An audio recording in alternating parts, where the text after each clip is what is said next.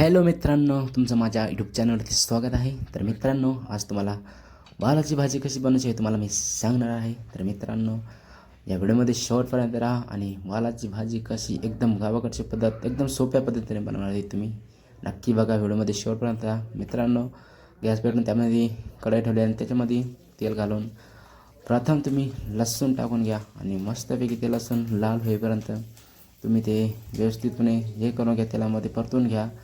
आणि मित्रांनो, जास्त काही मसाले वापरायचे नाही आपल्याला, एकदम सोप्या पद्धतीने व भाजी बनवायची आहे. तर मित्रांनो, लसूण घालून घ्या, त्याच्यानंतर तुम्ही कांदा टाका आणि व्यवस्थित परतून घ्या. त्याच्या परतून झाल्यानंतर मित्रांनो, व्यवस्थित लालसर होईपर्यंत त्याला तुम्ही तेलामध्ये परतून घ्यायचं आहे. मित्रांनो, ही भाजी एकदम टेस्टी लागते. तर मित्रांनो, एकदम सोपी पद्धत आहे, आम्ही घरी बनवतो गावाकडे. तर मित्रांनो, लाल झालेला कांदा व्यवस्थित बघून घ्यायचा. लाल झाल्यानंतर त्याच्यामध्ये आम्ही प्रथम मिरची आणि हळद आणि त्याच्यानंतर मित्रांनो मीठ घातलेलं आहे आणि व्यवस्थित ते परतून घ्यायचे. मित्रांनो, जास्त काही मसाले वापरायचे नाही, एकदम नॅचरल पद्धतीने एकदम गावाकडच्या सोप्या पद्धतीने तुम्ही हे भाजी बनवू शकता.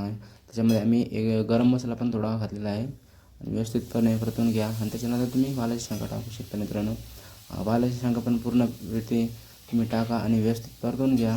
आणि जास्त काही मसाले वापरायचे नाही, एकदम सोप्या पद्धतीने ही पालकची भाजी बनवायची आहे. मित्रांनो, तुम्ही नक्की ट्राय करून बघा, व्यवस्थित लागते आणि एकदम छान लागते. मित्रांनो, तुम्ही टेस्ट करून बघा एकदा.